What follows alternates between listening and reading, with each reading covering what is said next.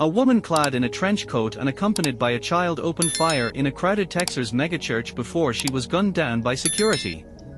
Welcome to the Fact Check channel. If you haven't subscribed, please do. The suspect, named by police as Janice Yvonne Moreno, 36 years old, was with her 7-year-old son, who was critically injured in the Houston shootout. Investigators said the attacker had Palestine written on the butt of her rifle and they had uncovered anti-Semitic writings. But they said the motive is unclear. A 57-year-old man was shot in the hip during the incident and has since been discharged from hospital.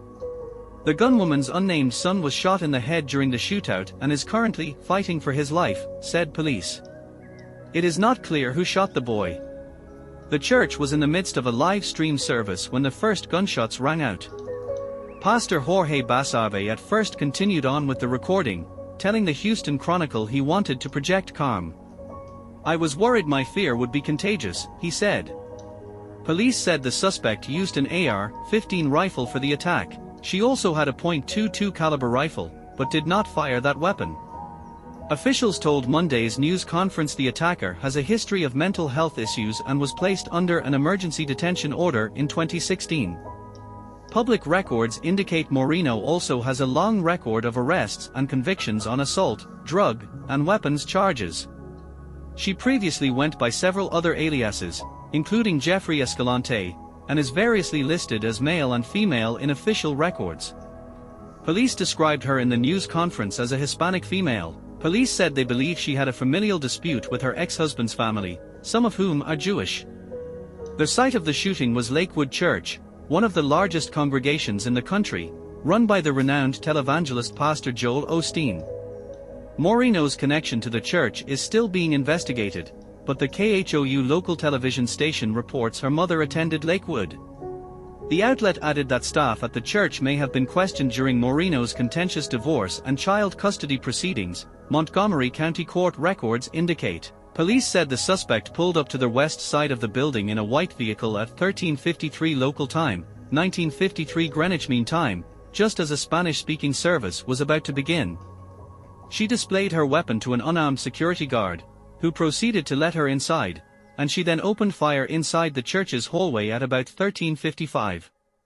A 28-year-old Houston police officer and a 38-year-old agent with the Texas Alcoholic Beverage Commission, both of whom were off-duty and had been hired as church security, returned fire.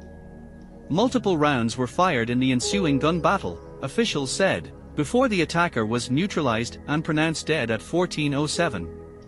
Houston Police Chief Troy Finner said Moreno was seen spraying some type of substance on the ground, but investigators have determined it posed no risk. After being shot, she told the two officers there was a bomb, but a search by law enforcement found no explosives in her backpack or vehicle. TABC Chairman Kevin Lilly identified his agency's officer as Adrian Herrera. Praising the duo for holding their ground in the face of gunfire, he said, "What happened yesterday was the personification of heroism and valor. They were a wall that existed between worshippers and terror. Between freedom of religion and murder."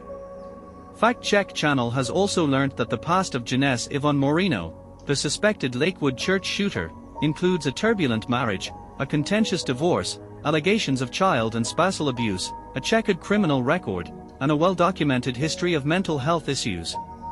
Moreno is accused of entering the Houston megachurch with her 7-year-old son before opening fire as hundreds of people were taking their pews before a Sunday afternoon service, according to police.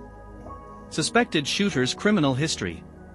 Moreno, 36, has used multiple aliases, including Jeffrey Escalante, Christopher Hassig, heading the investigation for the Houston Police Department, told reporters Monday. Although it appears she has gone by both male and female names in the past, investigators' interviews and documents connected to her life so far show Moreno. Moreno was previously married to a man named Enrique Carranza III. It ended in a contentious divorce and bitter custody battle. Their divorce was finalized in 2022. Carranza, in court papers, described a turbulent relationship and separation from a severely abusive relationship on Moreno's part. In an affidavit he filed in 2020 related to divorce and custody proceedings, he described Moreno's mental health issues and violence towards him and their son. In a later filing, Moreno herself pushed back, saying it was her husband who had physically assaulted her. They first met in 2015 while working at the spaghetti warehouse in downtown Houston. According to Carranza's affidavit, a family-friendly American-Italian restaurant, according to the restaurant's website. As soon as we married, my wife became abusive, Carranza said in his affidavit, adding she was a diagnosed schizophrenic, so daily it was a new battle or fight in her realm and that he let her put him through hell to appease her delusional thought pattern. Carranza described being physically battered by his wife, whom he referred to as Jeffrey. He said she would hit me with keys and cans of beans. He said she ripped a layer of my eye out once, because of impatience with the interview process for his job prospect, and that she also stalked me, getting me fired from jobs. During a 3-week Christmastime visit in 2019 with his estranged wife and their son, Carranza said Moreno called the cops on me twice and both times she had a gun and my son in her hand, according to his affidavit. She is a diagnosed schizophrenic and Child Protective Services has told her that she cannot have a gun, he said. I am afraid of her having my address. She has guns and she brags about it while having my son in the car.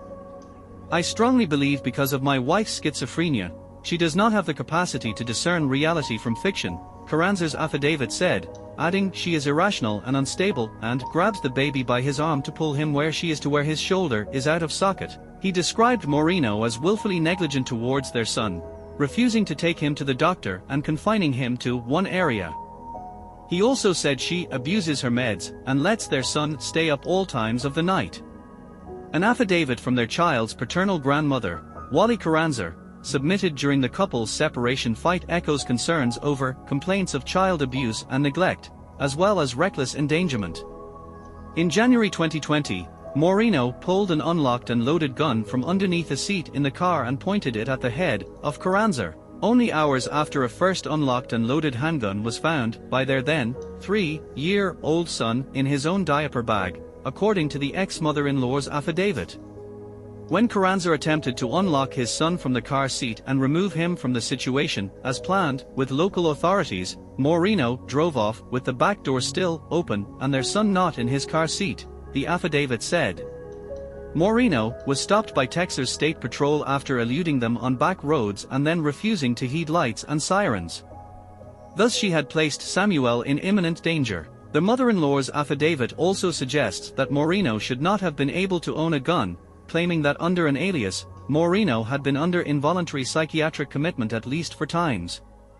She also claimed Moreno filed a fraudulent birth certificate for the child and refused to correct it and told hospital staff that the father, Carranza, was dead and, alternatively, that he was homeless and unknown. Her son has been reticent to file the criminal charges against his wife, now his former wife, because, as she is not a U.S. citizen, the mother-in-law's affidavit said, and as she already has had criminal convictions, she would likely be deported if convicted of the 3rd-degree felony that stems from filing a fraudulent birth certificate.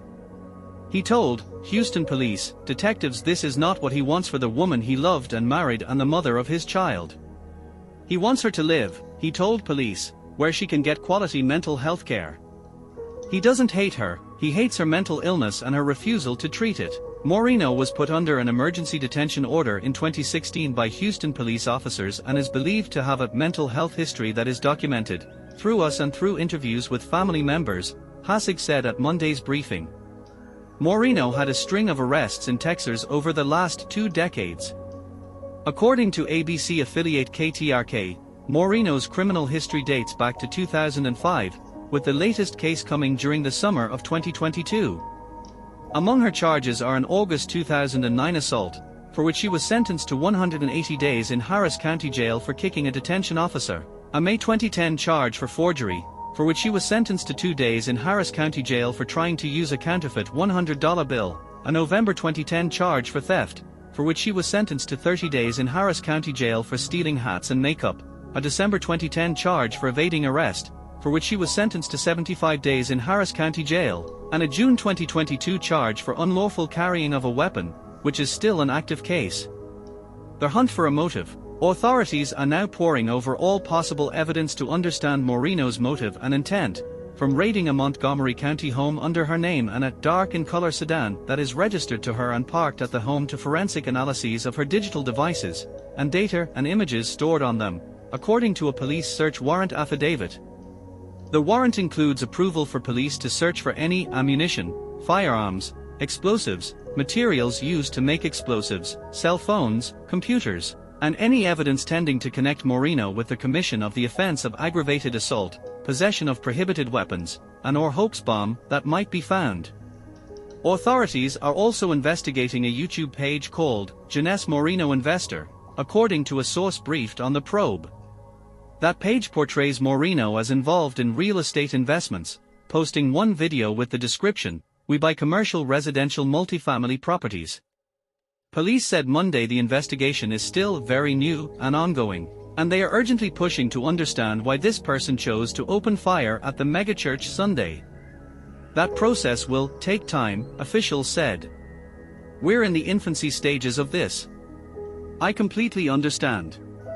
We want to know the motive. How she got the weapon.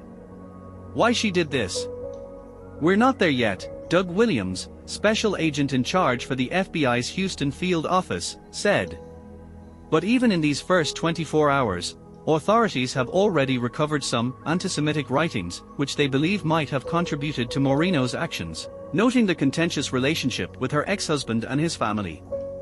"We do believe that there was a familial dispute that has taken place between her ex-husband and her ex-husband's family," HPD's Hassig said. "And some of those individuals are Jewish. So we believe that might possibly be where all of this stems from." There was a sticker on the buttstock of the rifle that Moreno used at Lakewood, Hassig said. That sticker simply stated Palestine. Moreno's ex-mother-in-law, Wally Carranza, who identifies herself as a rabbi, wrote in a Facebook post on Monday that despite Moreno's apparent anti-Semitic utterances, this has nothing to do with Judaism or Islam.